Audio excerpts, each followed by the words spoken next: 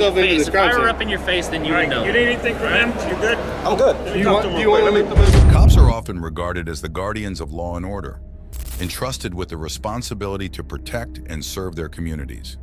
However, what happens when good cops witness misconduct or unethical behavior among their peers? Starting with a case of a sergeant who defends citizens from corrupt cops. On December 31st, 2016, New Braunfels, Texas, YouTuber and First Amendment auditor Philip Turner was filming a traffic stop near Interstate 35 in New Braunfels, Texas. He was approached by Deputy Cameron Shelley of the Comal County Sheriff's Office, who asked him to move away from the scene. Turner refused, asserting his right to film in public. What's that? Can you go stand back over where you work for me, sir? There's something wrong with being here? Yes, sir, there is. I don't want you to be in direct line with that vehicle. I'd like for you to go back to where you were standing. You can continue filming all you'd like, but I don't want you right here. Am I interfering? Well, technically, now you're starting to pose into somebody else's private property with your videoing. Yes, sir. Hey, did they give you permission to film inside their truck? I don't need permission out in public. In somebody's vehicle? I don't need permission out in public. No, not to film us. You're correct. But to film inside somebody's vehicle, that's an extension of their house, and that is a private place. So you do need somebody's permission to film inside their vehicle. But is that a crime? The deputy incorrectly claimed that filming inside a vehicle without permission was illegal, although Supreme Court precedents have established that individuals have a diminished expectation of privacy in automobiles compared to homes. Deputy Shelley then requested Turner's identification, asserting that Turner was a witness to a crime. Do you have your information? Your driver's license? What's that? Do you have your driver's license or name, date, of birth? For what? Because now you're a witness to this crime that we're doing. What crime is that? The crime that we got these people in the back of these cars for. I don't know what crime they committed. You don't have to know. Okay, they broke the law. They're in possession of narcotics. That's why they're in the back of our cars. So, do you have your name and date of birth? No. Or a driver's license? No.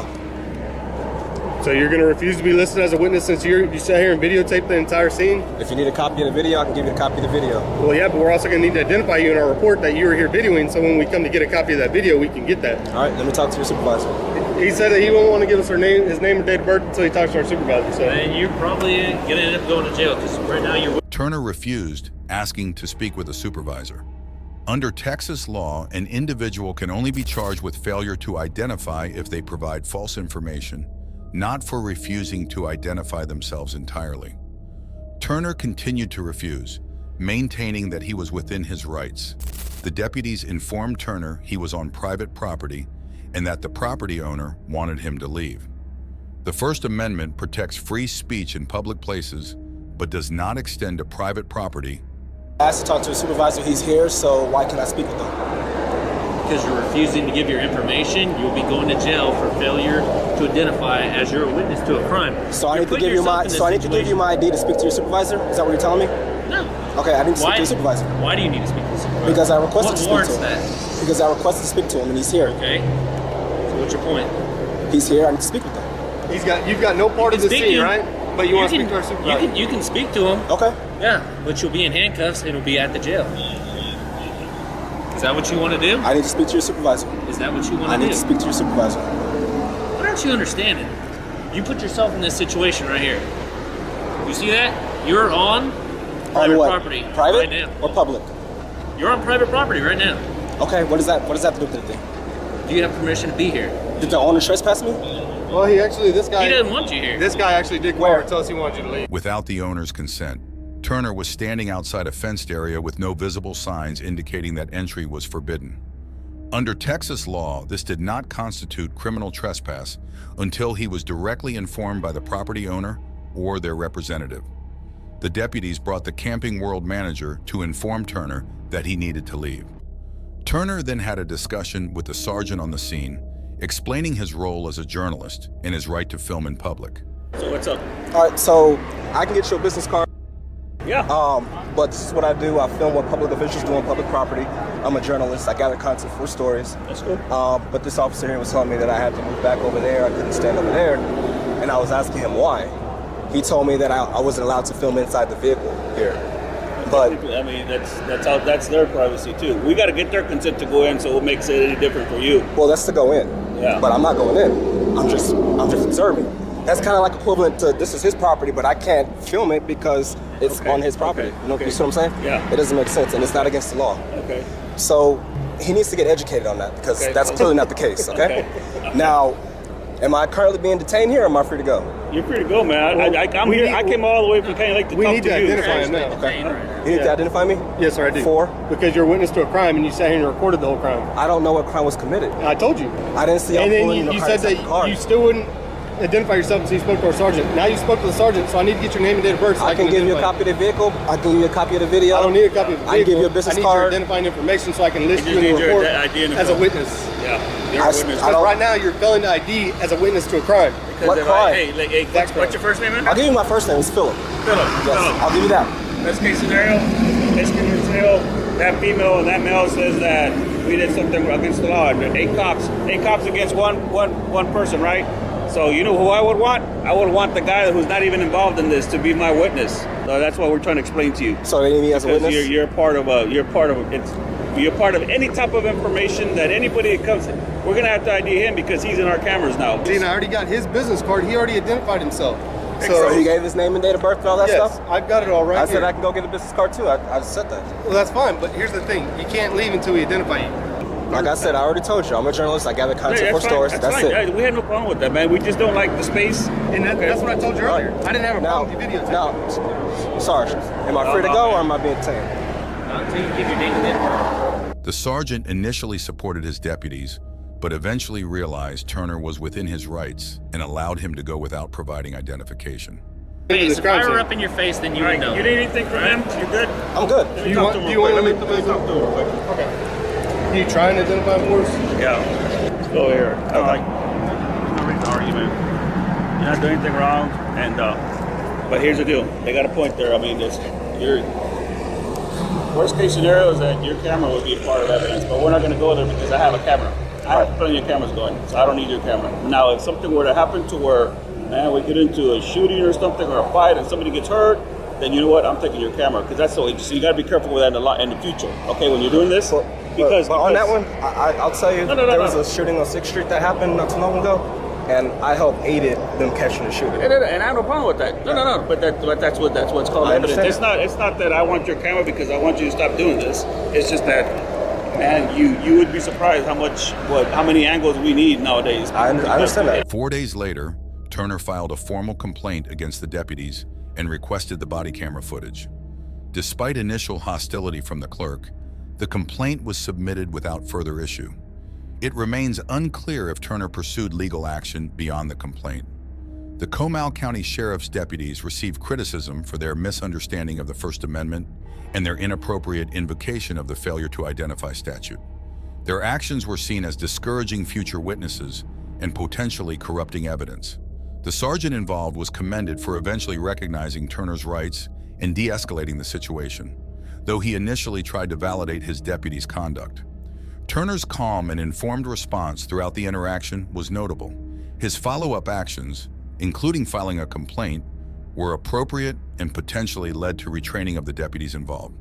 But wait for this next case where a good cops stop bad cop from harassing the citizen.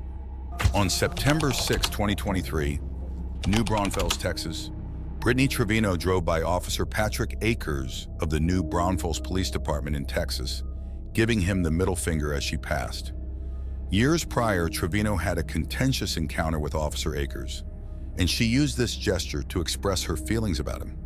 Akers responded by stopping Trevino, citing her for allegedly failing to signal before changing lanes and for the offensive gesture.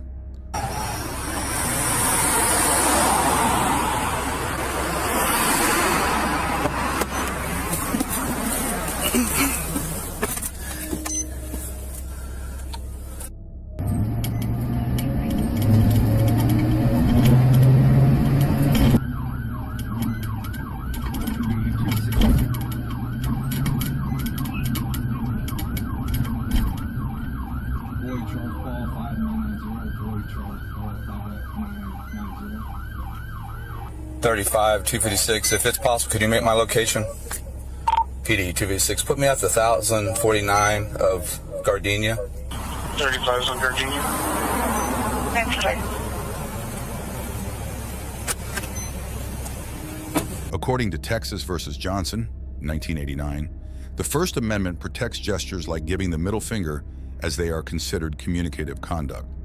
Texas's disorderly conduct statute prohibits offensive gestures only if they incite an immediate breach of peace. In Brown versus Wilson, 2015, the court ruled that giving an officer the middle finger does not amount to fighting words,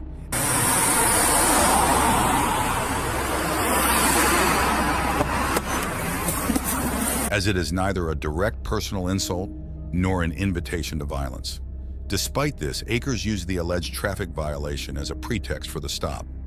In Wren versus United States, 1996, the Supreme Court held that an officer's subjective motivations do not invalidate objectively justifiable behavior under the Fourth Amendment. So this is that female, Trevino. She flicks me off as I'm going back to back of my patrol car, fails the single left hand to go into the left lane. She flicks me off, so I just wanted a second to make contact with her. How's it going? Officer Akers, New Braunfels Police Department. Okay. I know who you are. That's fine. Well, the reason why you being over for flipping you off. No, ma'am. The reason why you are retaliating against me. You turned your sirens on and everything. Ran over here like a crazy person. Okay. Well, ma'am, the reason why you're being contacted is you failed to signal lane change when you flicked me off. Okay. Okay. So go ahead and step out of the car. Step out of the car. I have 3 officers here. He's hurt me before. Please don't let him. Yeah. Would you mind, Henderson? Go ahead and detain her Don't. in cuffs. No, because he's done illegal to me. Okay. All right.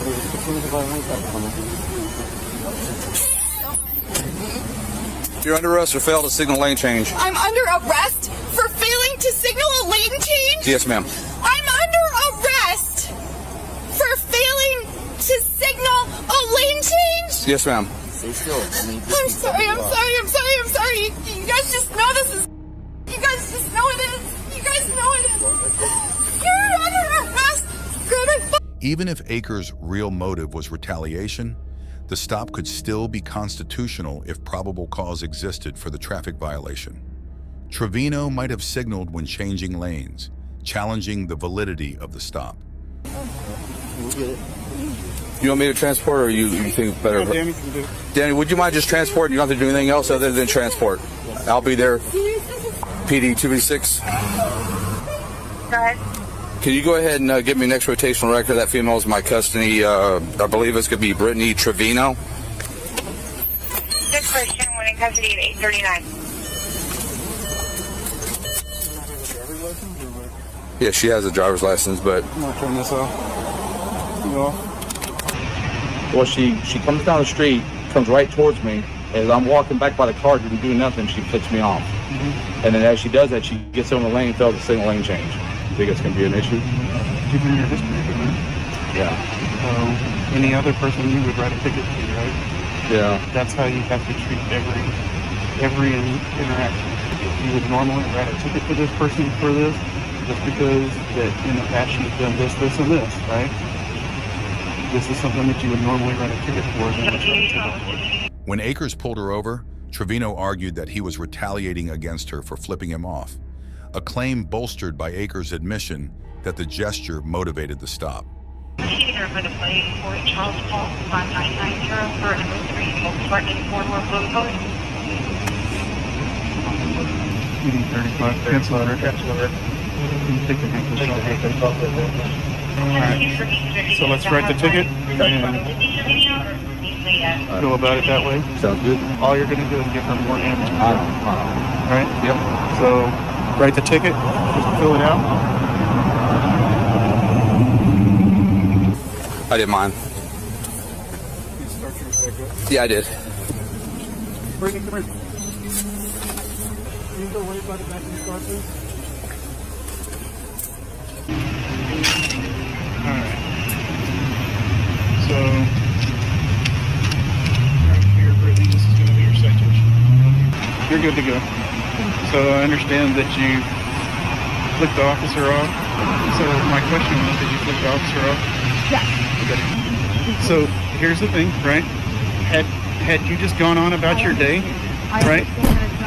Your intense hatred is causing you to do other things that is drawing attention to you. Something so wrong. I'm not here to debate this situation with you.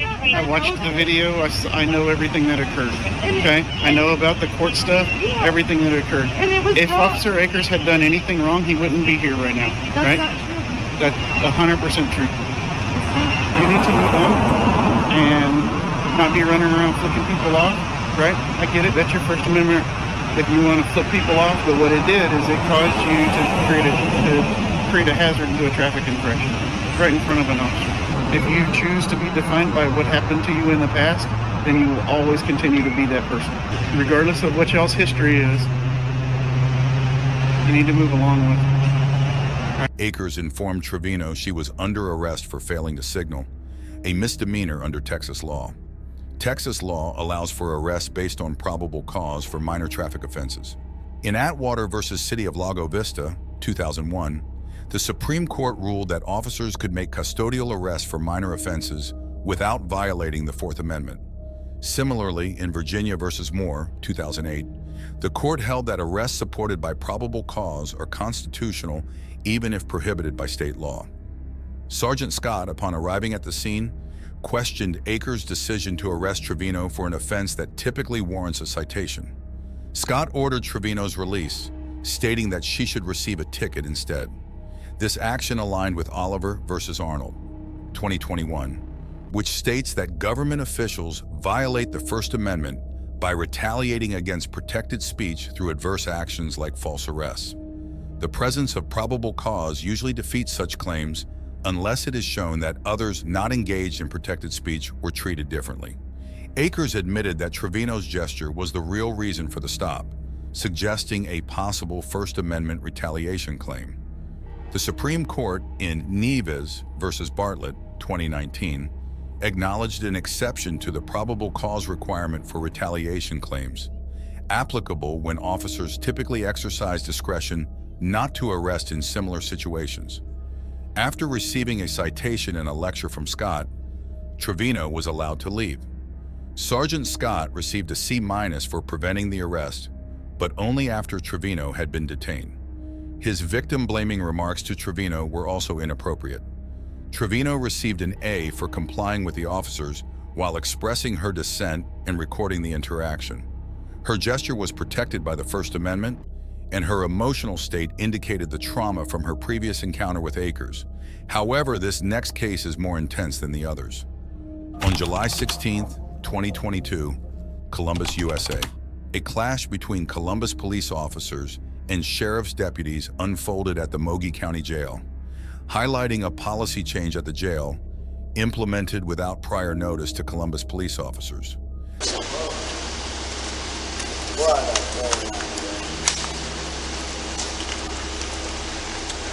That is the most unprofessional thing I've ever seen in my life. Hey. What do you think? How my legs so bad, man? Don't sit bad. So wait a minute. Oh, don't yell it. Don't start yelling. Hey, come on. All right, I'm gonna file a complaint. That's fine. That's fine. Good. How are you? Tell y'all have directives. I have directives. Sheriff says ain't nobody coming in, only 5 at a time. SO and GSP has priority. So SO has priority, and even GSP, though. and then you guys. I mean, this is beyond my control. I don't have anything, so don't yell at me. All right. All right. As soon as that last one gets cleared, I'm going to bring in 5. Hey, yeah, unless another SO unit shows up. This is not my decision. The new policy prioritized booking for sheriff's deputies, followed by state troopers, and then police officers. When Columbus officers arrived at the jail with detainees, they were denied entry due to this policy, leaving them frustrated and stranded outside. I'm about to have a stroke.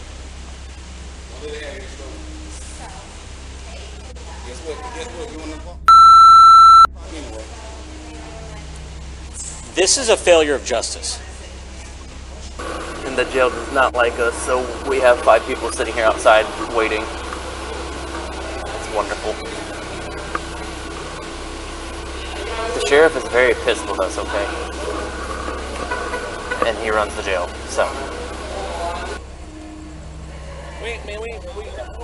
Them goddamn supervisors can. I understand. I get that. So I can get the out the way. Alright, so I got a call to go to. I can't go to the call because y'all want to play stupid ass childish game. It ain't because of me, man. I got nothing to do with that. Sergeant, I got nothing to do with that in there. It ain't my goddamn call. It's between the sheriff and the guy that works over there. It ain't got nothing to do with me. Move the goddamn car or I'm gonna move the myself. Go move it. How you gonna move it? Move the goddamn car, man. Move the car. Why? Huh? Eventually, the officers were forced to release their detainees with court summonses, further highlighting the breakdown in communication and cooperation between the agencies. You need to get somebody to get the goddamn car so I can get out.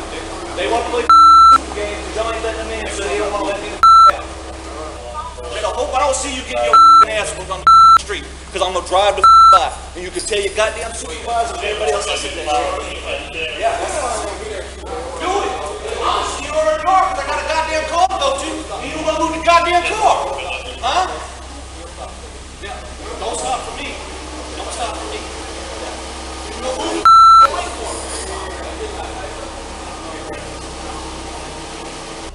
I don't know, but I'm probably gonna quit. This is so stupid. Back it up so we don't have to bring his ass. Listen, man, I'm only doing what my supervisor told me. I understand. This is ridiculous, and I hate that I'm dealing with this shit. But you're gonna have to talk to the sergeant over there. No, I'll be talking to the chief. Hey, Chief, I'm sorry. We got a situation over here. We got CPD won't let our guys out, and they're about to go to blows. I'm asking your CPD officer to back up his car, and he's saying that his supervisor told him not to let it. And again, no one on our side is threatening. We're having a tit for tat over here. Hold on. Roll down your window. Here you go. Talk to your chief, please.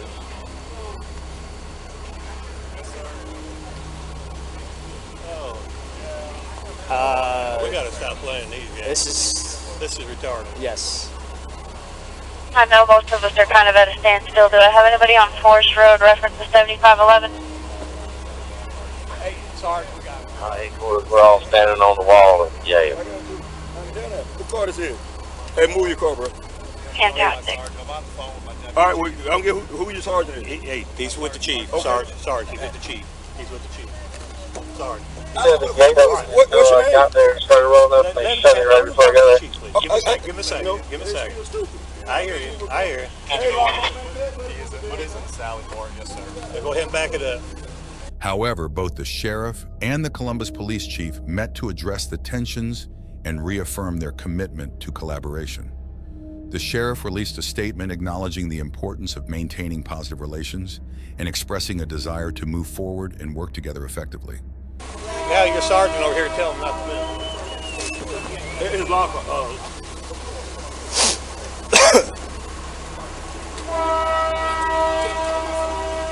Chief said he's not moving. We gotta get somebody over here. We gotta put this together.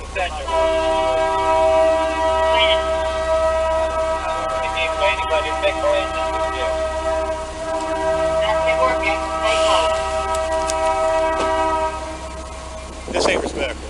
Hey, damn, I got locked in. What I gotta do with this shit? Like, I don't want to fight. Everybody in. I try to get through, and they immediately halfway open it, shut it on me, and I hear through there's a deputy standing behind the radio. That female officer's trying to get into the door. Do not let her in that door. Do not let any officer through that door. from PD. From the jailer. The jailers are saying that through their radio. So they won't even let us through the door. There's one person inside there, and now they let the sheriff, they booked the sheriff guys out, and he's like screaming at us to move our vehicles. They won't even let any of our guys in. They won't book any of our guys.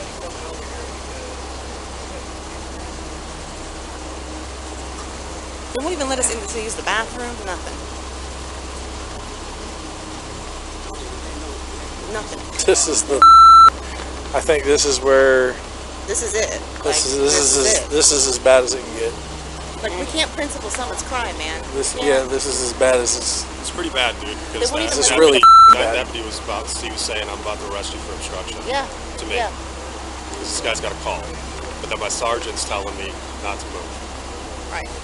I have this. And then when I started back, and he told me to stop again. What about arrested all of them for not doing their job? Right. Okay. This is Crazy. embarrassing. Yeah. I really wish this is not my car right there, dude. I'm gonna leave the keys in there, dude. I really not wanting to be a part of to get charged with a crime, dude, for a stand, dude. I'm telling you right now, bro. I'm transporting. Possession Schedule 2, obstruction, and drug-related objects. So far, it's all felt. All right. Get in your car, pull your people outside the fence. Get in your car, pull your prisoner out the fence. Let her go home. Write me a damn court date and let me go to court. All CPD prisoners at the jail, just see me out there on the, in between the street, between the building of the SO and the CPD. We'll have our meeting there. Let's have a seat. Watch your head, okay? This is sad, man. They doing this shit. Watch your legs, okay?